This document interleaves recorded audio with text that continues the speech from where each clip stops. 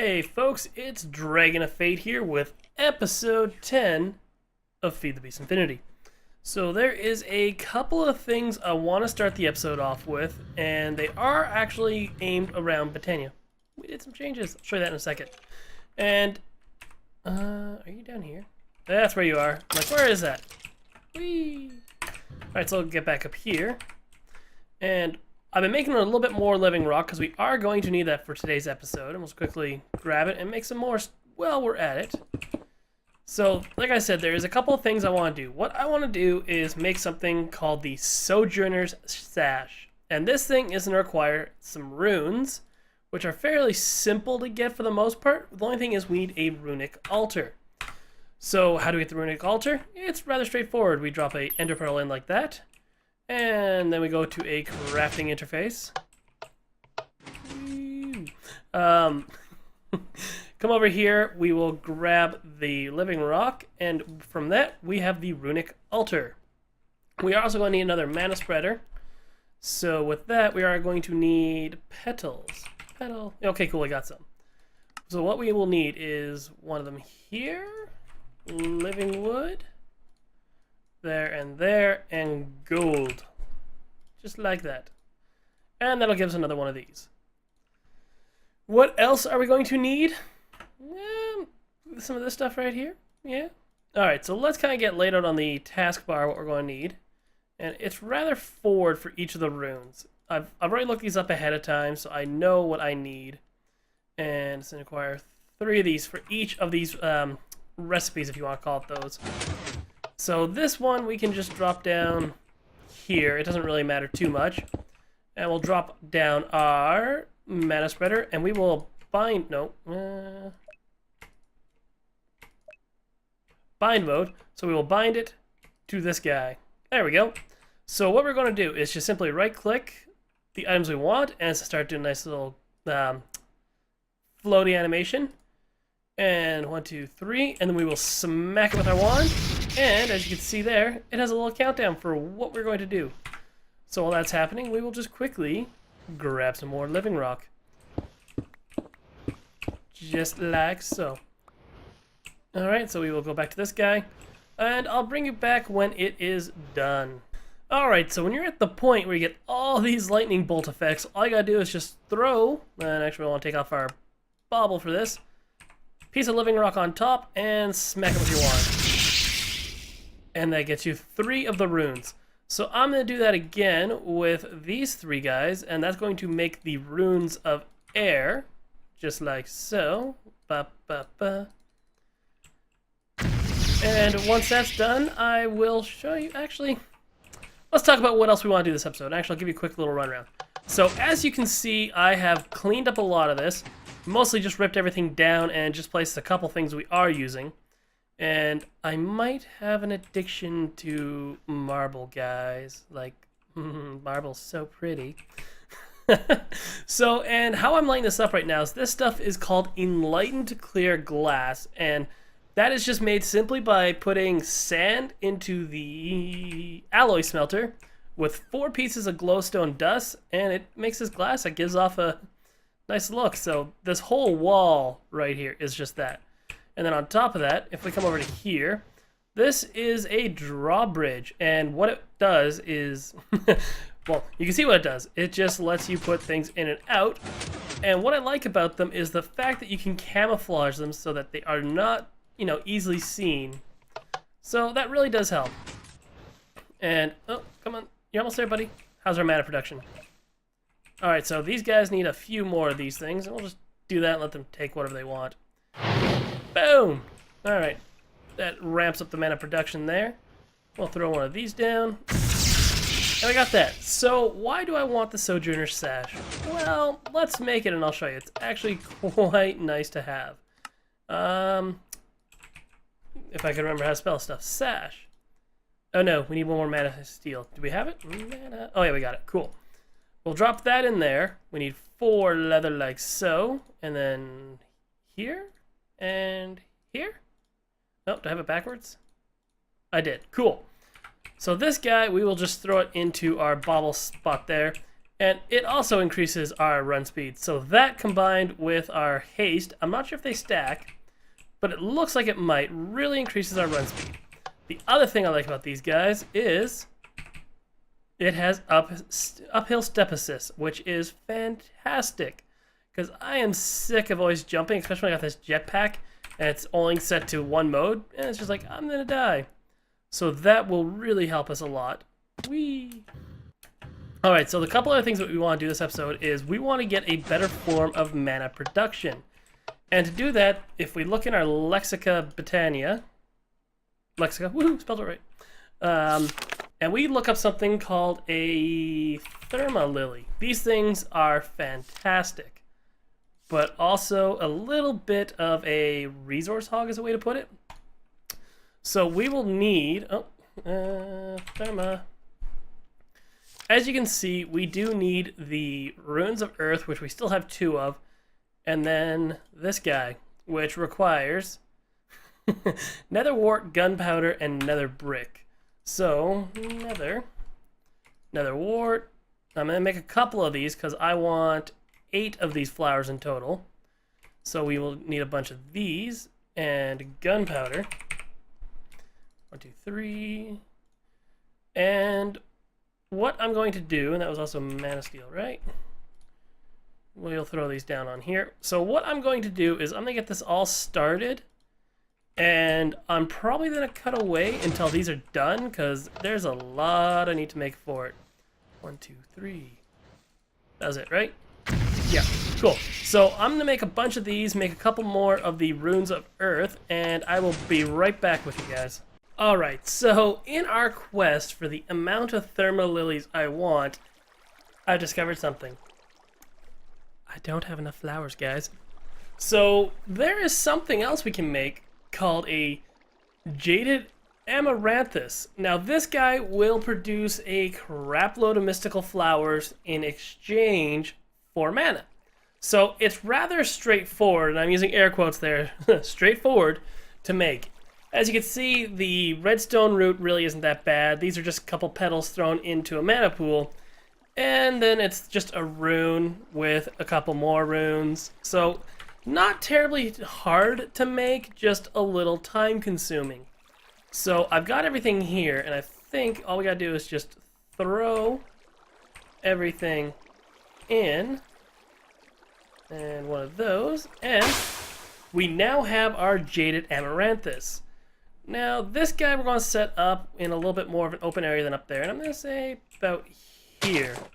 Now, is this thing close enough? I really don't think so, because it's not producing anything yet. So, what I have gone ahead and done is I've thrown my mana tablet down on top of this, and this way we can just pick up the mana pool without losing anything. And I think about here should be good enough. And then we can set this guy to accepting mana from items, and we'll throw our tablet. We will throw our tablet down on it, just like so. And as you can see, now that we're within range of it, it's going to start producing the flowers. So while that's happening, we can go and make a couple of the ones that I've already got enough for. So we will come over here and grab our bucket, and this one is rather straightforward as well. Let me just organize this. So I want this in a certain order. That's good enough. I'm happy with that. So these guys are just simply throw that in, and then it's Rune of Earth, 1 of each of these petals, and seed. And that produces a Therma Lily. So we'll do this a couple more times. Whee! And 1, 2, 3, 4, and that one, and seed. So there's one more step. Ooh. One more step we need, and for that I need a bunch of flowers that I really don't care about, because I'm pretty much needing to sacrifice them. And let's put that bauble back on. And we will possibly try to automate this later into a overkill system, because who doesn't love overkill, guys? Oh, wrong one. No! You stay down. You stay. There we go. So we have a bunch of sacrificial flowers here, and I think that's enough for what I need to do. And what we'll do is we'll run back into the base here, and we'll come up. We will go empty out. Alright, we will look for mystical, And we got like 20 of these guys, so I'm gonna take, I need 9 total. 2, 3, 4, let's go like this. 1, 2, 3, 4, 5, 6, 7, 8, 9. 9. And what we will need to do is take some glowstone dust, not that, and turn these into a glimmering flower. Don't care which one it is, because then what I'm going to do is take this, oh no, I made 20 of these. Shoot. Oh well, it's a good thing that we have a flower farm going. So what we need is some pasture seeds, and these were just made by simply, not uses, I want recipes. This is just simply throwing grass into the mana pool, and that gives you a pasture seed. And then some dirt, like so. And we need 9 of these guys. Might as well make them all. We can use them later. And from there, we will grab ourselves a... words, use them. We can replace the ender lily, not the ender lily, the floating magenta flower with a thermal lily. And I just realized I actually need just 2 more to show the principle of what I want to do with this. So we'll quickly run back down here, and we'll make 2 more quickly. This won't take long. Oh, if I would have brought the runes with me. Dang. Run. Uphill step assist.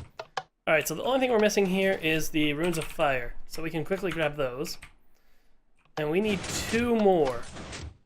And then I can show you what our plan is. Alright, so our water's in there. We will just quickly throw all these guys in. And seed. And let's do that one more time. Like so. And that was this guy. One of these guys. And seed. Alright, so with this, I can show you the principle once I grab a couple more things. Alright, so if we then come up into here, and I want to grab an axe actually, just to make my life a little simpler here in a moment. And these guys I can just throw back in the system for now. We'll grab these guys. We now have ourselves 4 floating ender lilies. What I also want is a fluid duct, and we need one of the ones that can transfer any temperature. And that's probably overkill, but who cares? And then we need our floodgate. Are you kind of seeing where this is going yet? I don't know, maybe this will give it away. Lava. Alright, so this guy is going to be fun. Now, the reason I chose the floating islands versus, any other source, and actually I need a mass spreader to get these out of here, is the fact that if I were to simply just place lava down beside a thermal lily, it would just wash away and get burnt up, and that's not going to be very useful for us.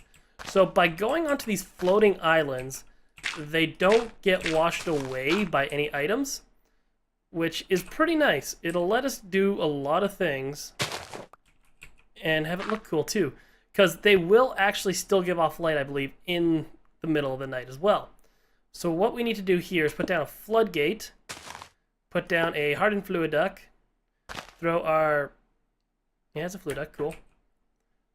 Throw one of these on top, and actually, this could have ended badly for me. We're going to need just another 4 pieces of dirt. Why, you ask? Well, you see all these holes? It just lets the lava go out on these. And I'll make this look prettier in a little bit later once I show you guys how this actually works. So what we can do is then throw a lava drum on top, tell the servo to always extract. And you should see some lava get placed down there. And one of these guys just ate that lava source. So what I need to do is not lose my wand of the forest, because we need to do some binding here. So if I grab the wand, like so,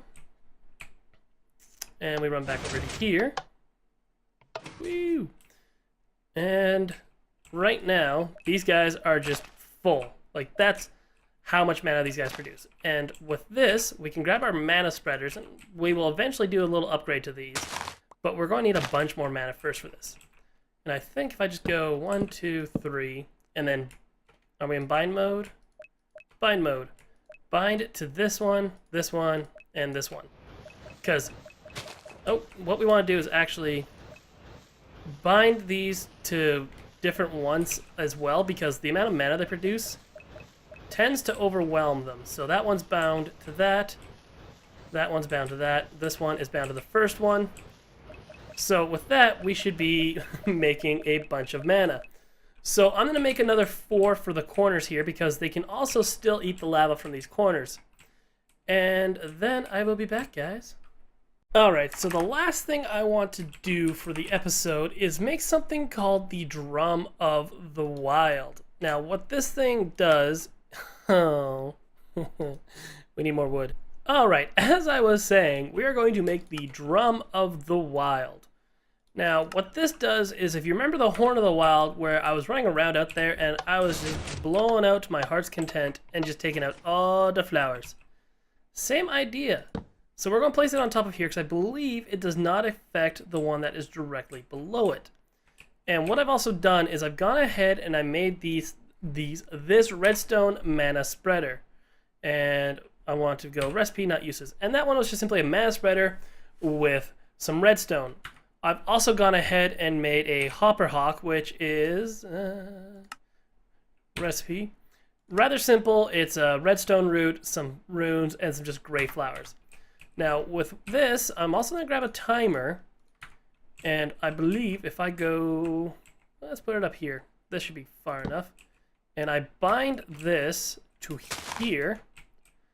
I think what will happen if I provided a redstone signal like this, and this is at, no. What's supposed to happen, let's see if I just need to put a block beside it. Why you no work? Is it because the signal's too quick? Let's go take a look. Let's grab ourselves a lever. And we'll come back. So, let's try this again. Let's see if we put it right here. Why you no work?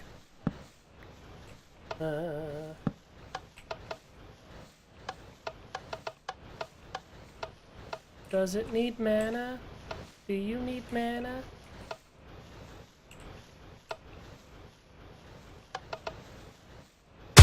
Oh, it looks like it needs mana. So that is a good thing. So apparently we gotta give it a little bit of mana.